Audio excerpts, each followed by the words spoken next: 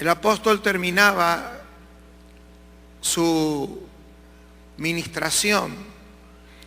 Él leyó un pasaje que también yo quiero leer, porque creo que es un nexo importante y lo mejor que nos puede pasar es que el Espíritu Santo nos ayude a irnos de este lugar con conclusiones. Y ese es, por eso, ¿cuántos van a estar orando por mí para que el Señor ponga palabra en mi boca y no nos vayamos por ningún lado que no nos interese, sino para lo que el Espíritu tiene para nosotros? A mí me enseñó un viejo predicador y maestro mío cuando yo era un jovencito en la escuela bíblica. Me enseñó un principio que decía: la cabeza recibe lo que las nalgas aguantan. Yo pregunto, ¿cuántos tienen todavía algo de pensamiento? ¿Resiste un poco más? Segunda de Corintios capítulo 4, versículo 13, vamos a continuar con el mensaje de la incorruptibilidad de una generación.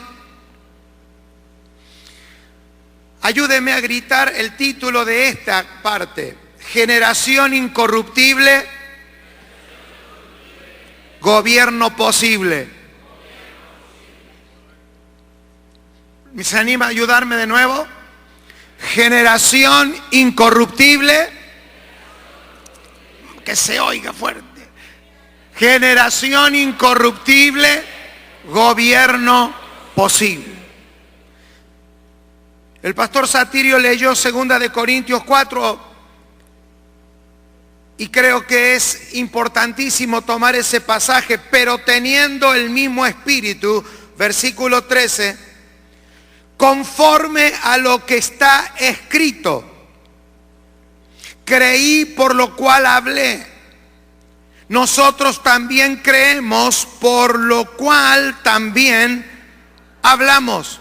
Curiosamente, versículo 14, sabiendo que el que resucitó al Señor Jesús, a nosotros también nos resucitará con Jesús.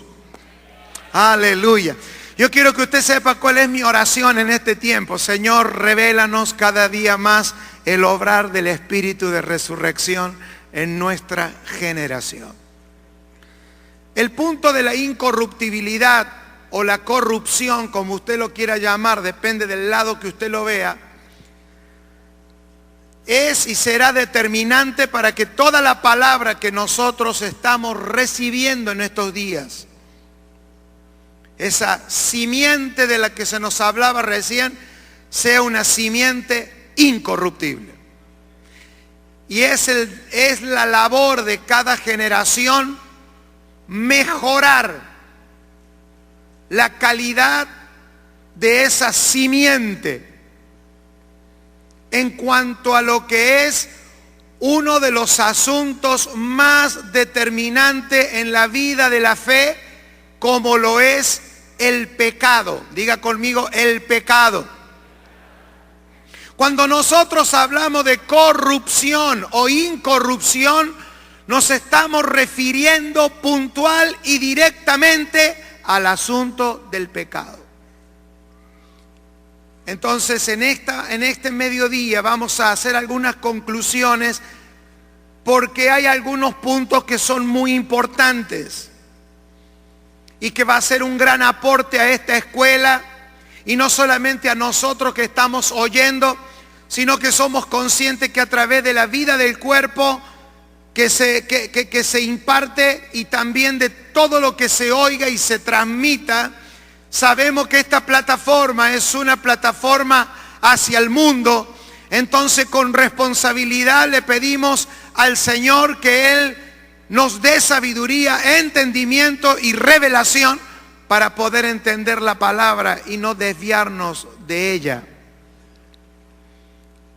La verdad central del Nuevo Testamento era la predicación de Cristo y este resucitado. Si alguien podía tener acceso a la revelación de esta verdad, entonces él y su generación estaban asegurados. El espíritu de resurrección es el antídoto en contra del pecado en una persona y en círculos concéntricos hasta donde usted quiera llegar. Por eso tenemos que pedirle al Señor también y yo espero que usted vaya haciendo una lista de oración. Por lo menos esta es mi quinta participación. Les he ido recomendando algunos puntos por los cuales orar. Señor, yo quiero que tú me reveles el asunto del pecado en la vida del hombre y cómo tú y yo podemos, Señor, caminar en esta tierra unidos en el espíritu de resurrección, porque cada vez que usted oye la palabra propósito eterno, reino de Dios, son todas las maneras posibles de decir que una acción divina tiene que hacer retroceder el reino de la muerte y el reino del pecado en nuestra generación. El gran asunto del Nuevo Testamento es el pecado. Por eso en el Antiguo Testamento, el gran asunto del Antiguo Pacto, ¿cuál era? La conquista, la posesión, el gobierno, el trono. Pero la Biblia dice que ninguno de estos hombres pudieron perfeccionar ni sus reinos. Por eso que el reino de David fue la mejor versión de Dios, pero hoy no es una realidad. ¿Por qué? Porque tú no puedes tener, por más que sea ungido, tú no puedes tener un reino estable si no has resuelto el asunto del pecado. Y David, como era anterior a la cruz, tuvo un templo, tuvo un ejército, tuvo un orden extraordinario, pero había un problema. Aunque tú tengas el mejor de las bandas, aunque tú tengas el mejor de los tabernáculos, y aunque tengas los hombres más sabios de la tierra, cuando tú te mueras, se morirá contigo toda la unción, porque todavía no está resuelto el asunto del pecado. Por eso hoy lo único que tenemos de David son historias. Pero una vez que ha venido el Señor, ¿cuántos dan gracias a Dios? A ver cuántos salvos hay aquí. Una vez venido el Señor y habernos resucitado, ahora no solamente podemos tener un reino, sino que podemos tener un reino a donde se bajen las posibilidades de su corrupción en una generación para verlo manifestado. Entonces, para los apóstoles de la iglesia del Nuevo Testamento, era determinante ser un experto en cómo funciona el pecado en el ser humano. Mire, hermano, yo no sé si usted tiene linda voz o mala voz para cantar. Yo no sé si usted es bueno o es malo predicando. Yo no sé si usted a qué se dedicará en la vida y cuáles son los dones que usted tenga. Los felicito y disfrútelo a todo. Una cosa yo le puedo aconsejar. Si usted y yo no nos volvemos doctos en aprender cómo funciona el pecado dentro nuestro, fuera del nuestro y lejos nuestro, todo lo que hagamos de acá a 40 años se va a reciclar y vamos a tener que esperar que nazca otro predicador más. Ese es mi punto. Vamos a salvar almas. Vamos a predicar el evangelio. Vamos a lograr que las iglesias sean grandes. Pero estamos hablando de gobernar, no estamos hablando de hacer crecer la iglesia. Estamos hablando de una generación de conquista y de gobierno. Entonces tenemos que volvernos un poco más puntuales y más pragmáticos. Los hijos de Dios tienen que ser expertos en definir por revelación qué es el pecado, cómo funciona en cada uno de nosotros, cómo funciona en relación a otras personas y cómo funciona a nivel de generación. Porque el pecado es el cáncer que estará siempre esperando hacer metástasis en una generación para matarla y no verla que consuma el propósito de Dios en la tierra. Gracias, hermano. Hay una amén acá, lo vamos a guardar porque pasean en esta hora. Lo voy a tener que decir de nuevo, así ya tengo dos. Gracias. Son dos. No, ya están de más eso, porque esos son amenes solidarios. Los reales son esos que se escuchan así. Esos son los verdaderos, las que salen de una.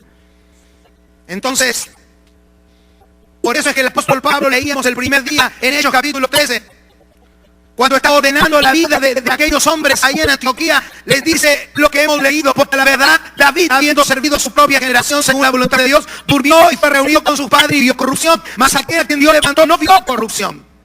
Entonces vamos a declarar en esta hora que nosotros vamos a ser personas doctas en conocer la operatividad del pecado en nuestros días, porque de esa manera gobierno será posible, de esa manera será posible no corromperse como generación. Y usted puede aplicar esta palabra corrupción a todos los órdenes de la vida, pero debe de empezar en nosotros. El apóstol Pedro, y acá quiero que agarremos onda y lo necesito con toda la frescura que usted pueda de su hombre interior, que tome dominio sobre su hombre exterior. Amén. Llamar a sujeción demonio, pecado, hambre, todo, llamarlo a sujeción para que una palabra sea depositada.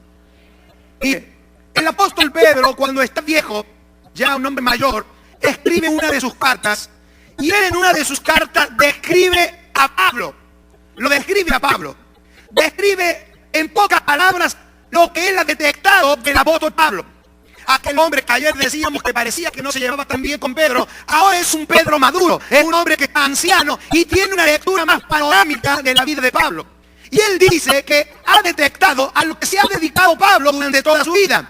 Y lo dice en su segunda carta, en el capítulo número 3, viene hablando justamente de la necesidad de un cielo nuevo y de una tierra nueva. Viene hablando Pedro sobre que Dios va a producir cambios cósmicos y universales. Y en el versículo número 14, él dice, por lo cual, amados, estando a la espera de estas cosas, procurad con diligencia ser hallado por él. ¿Cómo?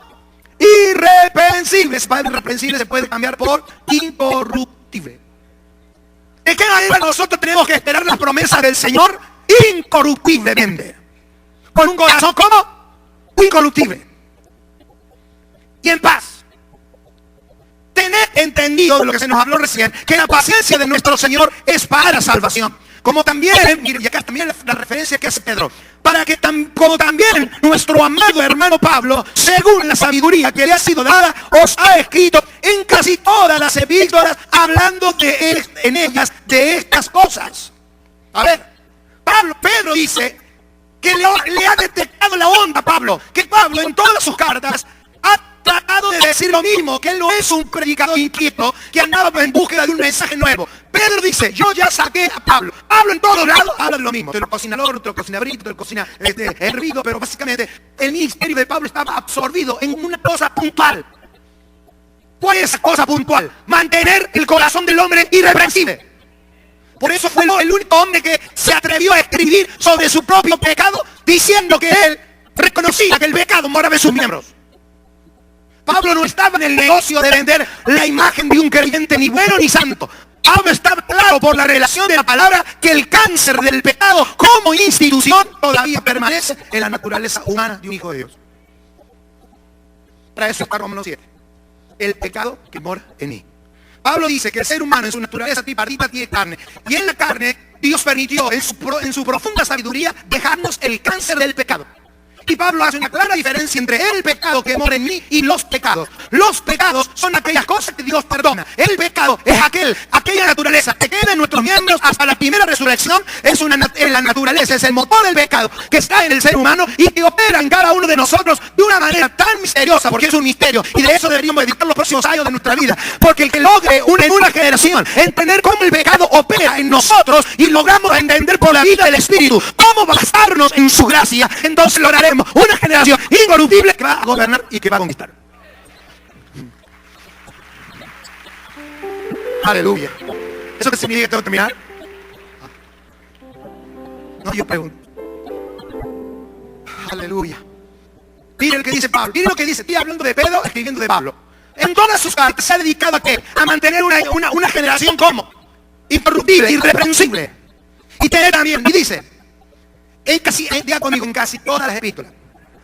Estos son como los libros que venden los pastores que escriben, como yo. Escribo 15 libros y en todos dicen lo mismo. Nada más que cambiamos el título, pero básicamente no hay mucho que inventar. Acá lo único que hay que hacer es, hermano, no se corrompa, de ahí en más, haga el culto como quiera, de ahí en más, para arriba, para abajo, vive la China. Acá no se trata de andar, ¿dónde estará el propósito? Acá se trata de que no te pudras. De eso se trata el evangelio. Si no te pudres, todo tiene posibilidad. Ahora, mire, déme la atención, déme esa atención fresca que usted me da, porque cuando usted sabe ver el espíritu, una llama ardiente que nadie puede apagar. Esas son algunas cosas que no saben de mí, que soy poeta. No. Mire lo que dice la palabra. Versículo 16, estoy ahí, me está acompañando con la Biblia, porque yo estoy leyendo, como si todos ustedes estuvieran leyendo la Biblia. Sí, me están siguiendo, todavía creyendo con Biblia, gracias a Dios. Entre las cuales hay algunas difíciles de entender. Mire, ya para el primer siglo, las cartas de Pablo no se entendían. Dice, las cuales hay algunas difíciles de entender. Como dice también, las cuales los indoctos, es decir, que el evangelio que va a producir una generación del reino es para doctores. Yo pregunto cuántos de los que están aquí van a asumir un compromiso con Dios de ser doctores en el espíritu, no doctores solo en título de paredes, doctores en la palabra. Porque la Biblia dice que los indoctos, los no doctores, fuercen las escrituras. Que las fuercen, y vamos a ver cómo las fuercen. Póngame el versículo de nuevo, por favor. Como también, diga conmigo, como también las otras escrituras. Ahora déjenme recordar el eje del mensaje. El mensaje del reino tiene que ver mucho con las escrituras. En la 2 Corintios 4, por cuanto leemos lo que está escrito, eso confesamos. El apóstol Pedro dice que los hermanos que recibían las cartas de Pablo ya no las estaban entendiendo bien. Entonces hay una corrupción latente en la mente indocta del evangelio.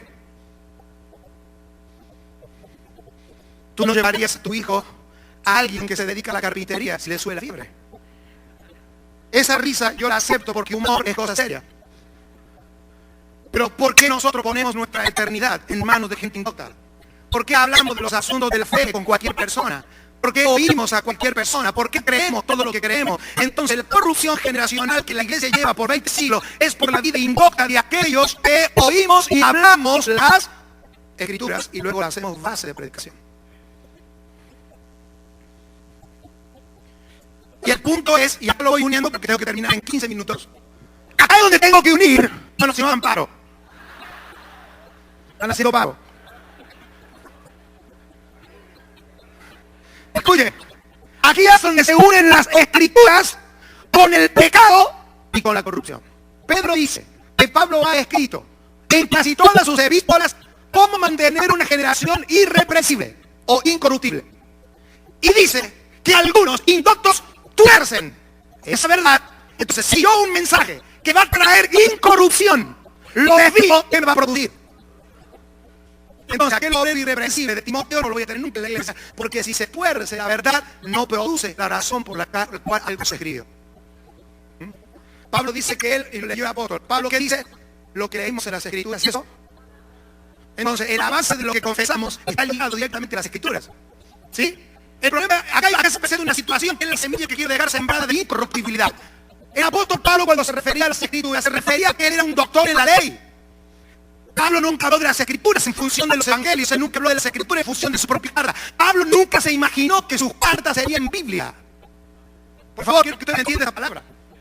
Quiero sembrar una semilla de deseo de entender y que entendamos como generación, porque la base de nuestra incorruptibilidad es cómo nos conectamos con la palabra. En su primera versión y más precaria, que es la escrita, y luego en su versión más viva, que es la revelada. El problema es que la revelación sin escritura es un riesgo tremendo. Y la escritura sin revelación es otro riesgo igual. De todas maneras, estamos en riesgo. Queda un solo camino, la palabra y la revelación. Entonces, ¿qué quiero poder expresar en mi espíritu? Porque siento que Dios va a dar aprobación a esta palabra por espíritu. Porque esto tampoco se trata de que nos entusiasmemos, porque esto es una escuela. Y como es una escuela, se suponen deberes. Se supone que esta escuela va a traer exámenes y pruebas.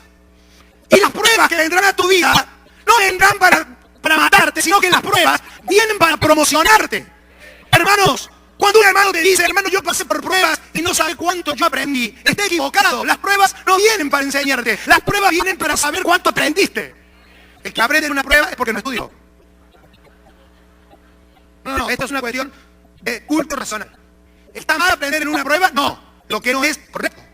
Si yo hago un examen de matemáticas y la maestra me pone todo en rojo, mal, y me pone los resultados en rojo, como hacían en mis años, claro, yo llego a casa y voy a decir, wow, sí, no, la verdad, ahora aprendí, pero la idea de la prueba no era enseñarme, la idea de la prueba era aprobarme, era presentarme ante dos aprobados para que la próxima prueba traiga sobre mi vida una nueva dimensión de ¿qué? De servicio a Dios, no de incorruptibilidad. Entonces, ¿cuál es el punto aquí de las escrituras? Que cuando el apóstol Pablo dice a los corintios que conforme a lo que ellos habían leído en las escrituras oraban, eso le dio a la iglesia del primer siglo un grado de impacto de fe en cuanto a lo que es el pecado tremendo. ¿Por qué? Porque en las escrituras del Antiguo Testamento los apóstoles basaron el evangelio en todos los pasajes basados en la resurrección de Cristo. Por eso, como dice el Salmo, Él levantó de los muertos. Los apóstoles no tomaban solamente pasajes del Antiguo Testamento para predicarlos. Los pongo acá, los pongo allá, los pongo acá, busco en la concordancia, busco el reino, cite pasajes sobre el reino y traigo. Hoy tengo un mensaje perfecto para hablar del reino. Voy a hablar de sanidad, voy a la concordancia, busco sanidad 1, sanidad 2, sanidad 3 y tengo el mensaje perfecto. No era el concepto del sermón el que tenían los apóstoles de la iglesia del Nuevo Testamento.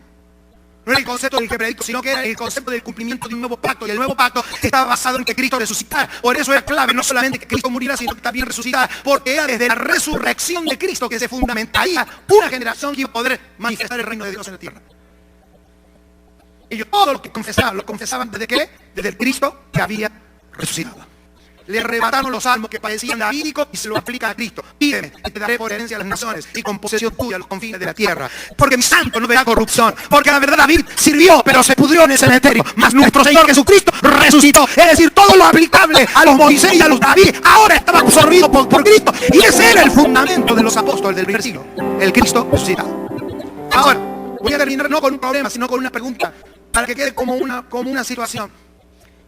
La pregunta es, ¿cómo llegó a ser el Nuevo Testamento para nosotros? Ese es el punto. Porque yo me paro aquí, como diría el doctor Lucas, por sus iPads lo conocerás. Y yo me paro aquí y digo, señores, ¿cómo dice su palabra en el Nuevo Testamento? ¿Sabe usted que de cada 10 cristianos, 8 no saben cómo llegó a ser el Nuevo Testamento? Ahora, yo estoy pensando en una clase bíblica, ni de hermenéutica, ni de homilética, estoy pensando en la palabra apostólica. Si las Escrituras son base de nuestra confesión y los apóstoles se pararon sobre la vida resucitada de Cristo en el Antiguo Testamento para absorber toda la historia judaica y dejarnos a nosotros la vida de Cristo, la razón por la que llevamos 20 siglos sin ver manifestado una generación sin que se corrompa en sí misma como generación de reino, es porque alguna generación tiene que pararse a ser docta en la palabra. Pero en la palabra del Espíritu de resurrección. Por si hubiera alguien aquí, quiero decirles algo. El apóstol Pablo y Lucas escribieron más de la mitad del Nuevo Testamento. Lucas escribió para un amigo. Y Pablo escribió para 4 amigos y 9 iglesias. ¿Sí? Pablo nunca se sentó a decir, hermanos, voy a escribir la Biblia.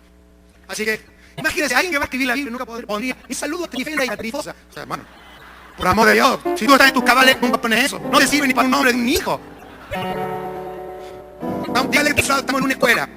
Esto no es para que usted salga y predique de esto. Estamos en una escuela para entender argumentos que nos hagan un poco más doctos a la hora de decir alguna barbaridad que pueden arrancar aplausos, pero no evitan corrupción. Entonces Pablo se sienta, tengo que decirle una estadística, de las 13 cartas, 11 responden a preguntas. Pero tenemos un problema, no tenemos las preguntas. No sabemos qué preguntaron. Y no hay cosa más aburrida que escuchar una respuesta de una pregunta que tú no sabes. Ahora quiero que usted siga con esto porque hay algo maravilloso. Y usted va a terminar no amando la Biblia. Usted va a terminar respetando las Escrituras como tal. Y cuando uno respeta las Escrituras desde el punto de vista correcto, el espíritu de revelación surge para darte aquello que envasó y frisó durante 2000 años. Mire, Pablo escribe. Se muere Pablo. A los 100 años, un nieto generacional de Pablo dice, me gustaría tener las cartas de mi abuelo. Esa es la idea, ya que estamos hablando de generaciones. Se sienta y empieza a buscar cartas. De todas las que escribió, encontró 13. 9 en la iglesia y 4 a 4 amigos. Son preguntas, no respuestas a las preguntas. Pero el nieto, no el nieto genealógico, sino el nieto generacional, se encuentra con un problema. A su abuelo no le interesa poner fechas. No, porque no está escribiendo con fecha, no le interesa la fecha, las fechas no son importantes para Pablo. Él solamente lo único que quiere es responder como puede. A veces casi ciego, con poco ánimo, tiene que buscar un amigo que le escriba. Yo te digo una cosa, si Dios te dice, tú vas a sacarte de la Biblia, ¿tú le dejarías a Tercio que escriba? No, pero ¿por qué lo dejas a Tercio? ¿Por qué te animas a escribir en medio de tu? ¿Cómo te animas a decir que el pecado mora en ti y por ahí decirlo todo el mundo va a saber? El pecado mora en ti. Levante su mano porque en todo esto está Dios. Entonces, su amigo, su nieto, junta los 13 capítulos, los 13 cartas. Y como tenía una cultura greco-romana, no le da la cabeza y dice, ¿cómo los ordeno? No lo pueden ordenar porque los greco-romanos no ordenaban por el alfabeto. Así que hizo. Como lo pide usted en la Biblia, el más grande va primero, el más chico va al último. Por eso va primero Romano, el último va Filemón. Porque está ido a la cabeza. Primer corrupción. Cuando un predicador monta sobre las escrituras y la carta, todo un dogma, como si fuera un dogma. ¡Hermanos!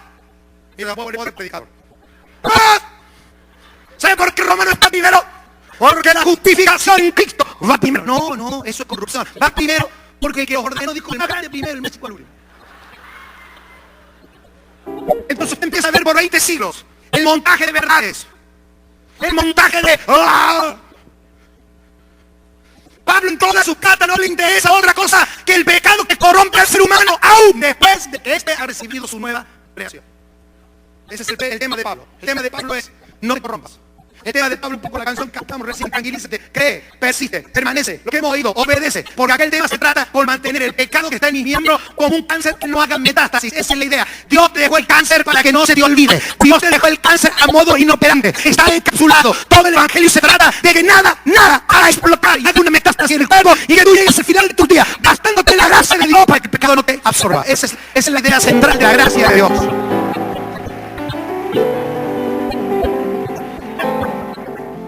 Alguien vino más tarde, puso 4 evangelios adelante, puso 3 cartas por atrás y usted tiene el Nuevo Testamento. Entonces, la cultura de cuando lee el Nuevo Testamento y el Antiguo tiene que mejorarse como una manera docta, porque ahora de transmitir la verdad podemos estar transmitiendo un espíritu que no corresponde a la edificación del espíritu y resurrección.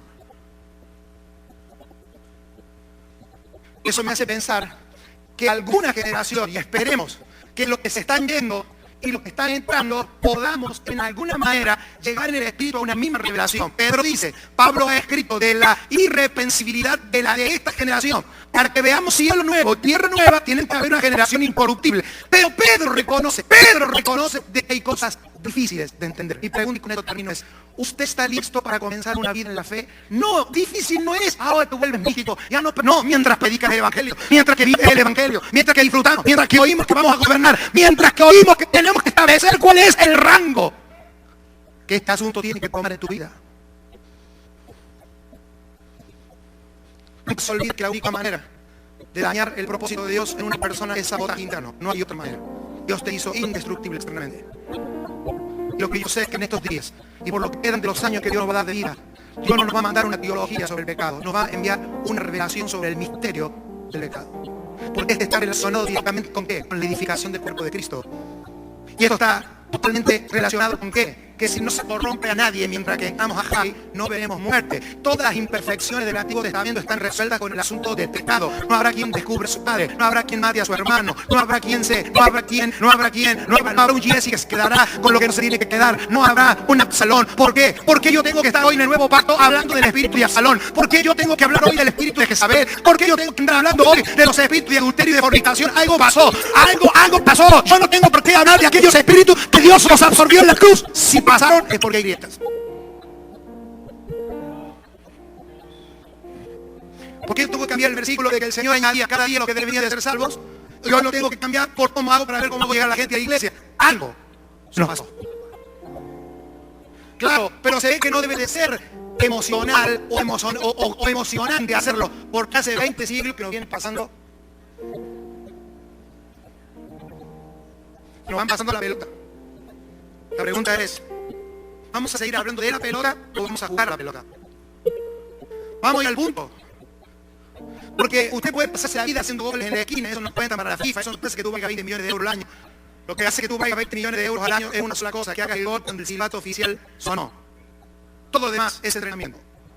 Y las personas no valen por lo que entrenan, sino que aquel entrenamiento lo pueden saber explicar en las horas oficiales. Nuestras horas oficiales comienzan en un tiempo profético, y cuando Dios en el silbato no nos puede encontrar con niveles de corrupción, ni doctrinales, ni de palabra, porque cuando se nos expongan a nuestros reales adversarios, lo que se va a exponer allí no son las buenas intenciones que tenemos, sino la estructura interna regada del Espíritu de Cristo resucitado en cada uno de nosotros.